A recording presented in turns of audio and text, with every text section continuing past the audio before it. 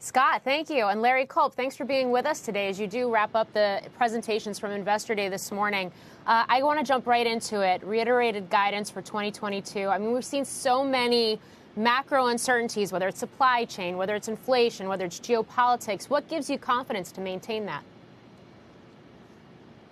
Morgan, good afternoon, and thanks for having me.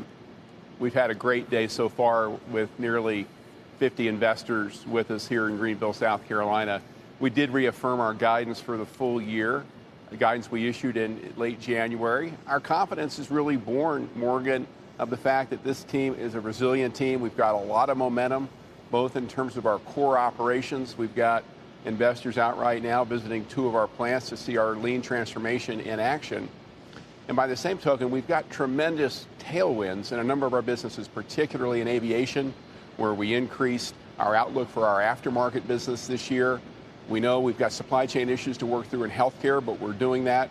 So we certainly could do without the headlines of the last couple of weeks. But over the last 2 years, this team has built a lot of capability, certainly demonstrated an abundance of resilience. We think that continues through the course of 2022, given what we know today. Yeah.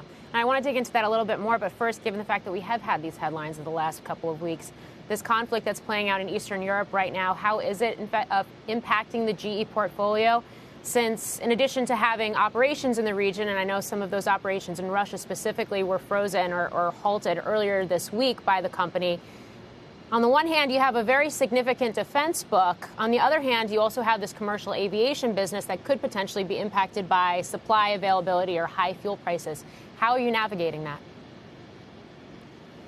Morgan, what we shared with our guests today is that first and foremost, we stand proudly with the Ukrainian people at a moment of great duress, given these unrelenting attacks.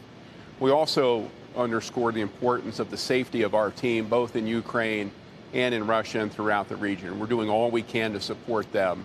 We have taken 2 definitive actions. One, the suspension of most of our activity in Russia, the major exception there being our healthcare business, which is, of course, serving the greater population. We've also indicated that we're donating $4.5 million of critical care capabilities to help those under pressure in Ukraine. But as we look forward, it's really too early to tell with respect to how this is all going to play out. We indicated that GE, like so many companies, are facing increased uncertainty given what's happened over the last several weeks. We don't have a better crystal ball than anyone else, but we do think that as we work forward, as we learn more, as knock-on effects become more certain, we'll certainly share that with the market. But today was not the day for us to do that.